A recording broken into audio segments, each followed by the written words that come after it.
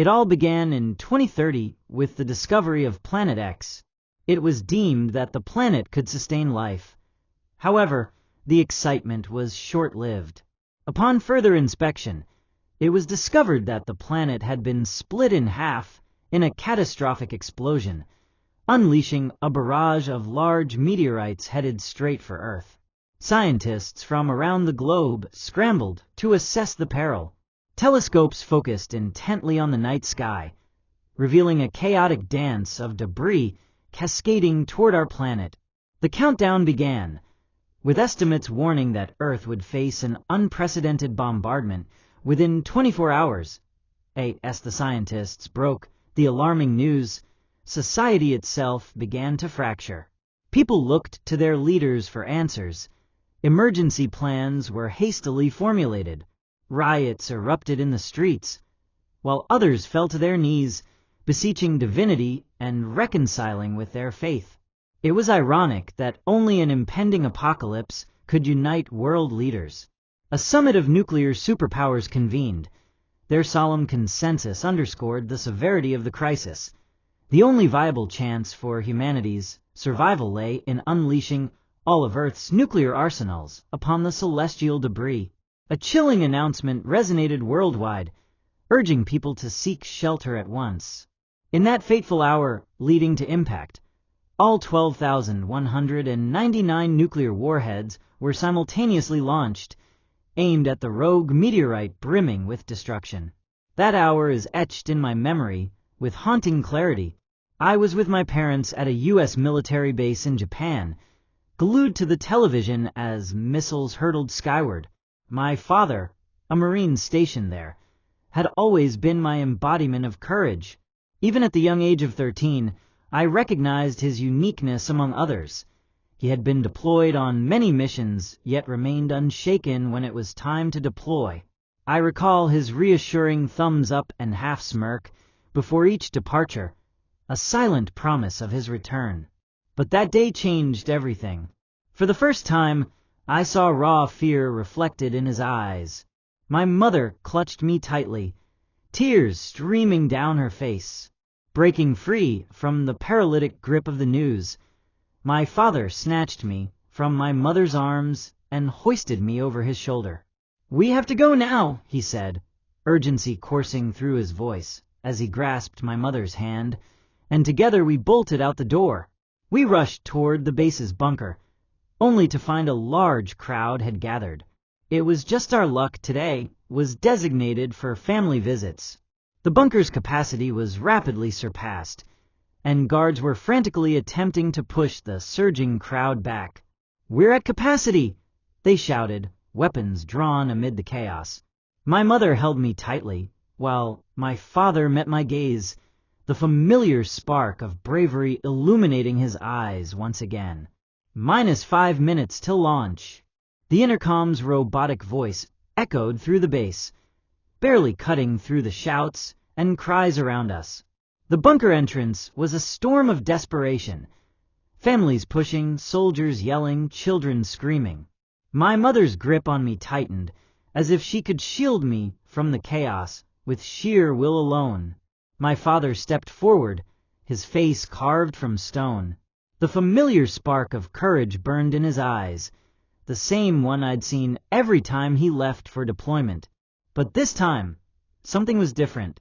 Beneath the steel, I saw it, the flicker of fear he could no longer mask. "We're at capacity." A soldier barked, his rifle raised as he pushed back the surging crowd. "No exceptions." My father didn't hesitate.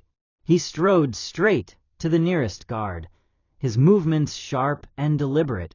Without a word, he pressed his forehead against the barrel of the soldier's rifle. The crowd hushed. "I enlisted to fight for my family," my father said, his voice steady as iron. "I won't stand by while they perish." Recognition flashed in the guard's eyes. He knew who my father was. Everyone did. The robo-soldier, a legend among men. The kind of warrior who never faltered, never surrendered. And now he was begging.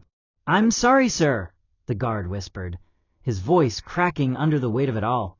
"There's no room." For the first time in my life, I saw my father break. The legend, the robo-soldier, stood before me, his shoulders trembling, his lips pressed into a thin, quivering line. His tears, once unthinkable, now glistened in the harsh bunker lights. My throat clenched. If he was afraid, what chance did the rest of us have? "If I can't save everyone," he said, his voice thick with unspoken pain, "then I'll at least save my son." Before I could react, his hands were on me, lifting me effortlessly. I thrashed, reaching for my mother as she screamed my name. "No. Please, no. Take us as well. Please." Tears streamed down her face, raw with desperation. My father held her back, his grip unyielding. "Live," he commanded, his voice breaking. "Be strong." The guard hesitated for only a second before snatching me into his arms and rushing for the bunker. I reached out, my fingers barely brushing my mother's as the doors slammed shut between us. Her scream was the last thing I heard before the world ended. 3 seconds to impact. 2 seconds. A deafening boom. Then nothing. Then a deafening sonic boom echoed through the world, and everything faded to black. Inside the bunker, the soldiers informed us we would have to stay sheltered for a minimum of 3 years. Yet, after quickly assessing the influx of extra people who had squeezed in, they realized we might only survive a year to a year and a half if rationed wisely. Panic ensued as everyone grappled with uncertainty. What had become of their loved ones? What was left of the world outside? I stood there, frozen in shock, the haunting faces of my parents etched into my mind. Unable to speak or cry, I repeated in my head, "I have to be strong, I have to be strong." Thus began a new existence for us, crammed into this bunker. The time passed agonizingly slow, losing track of night, and day took a devastating toll on our mental well-being. By the 3rd month, chaos reigned, spiraling into a dog-eat-dog scenario. Fights broke out over scraps of food. People whispered in dark corners, plotting against each other. The air grew thick with desperation. Alone amidst the tumult, I had to mature rapidly to survive. There were days I went hungry. When my stomach growled in protest, I recited my father's mantra, "Stay strong." I wasn't alone in my orphanhood.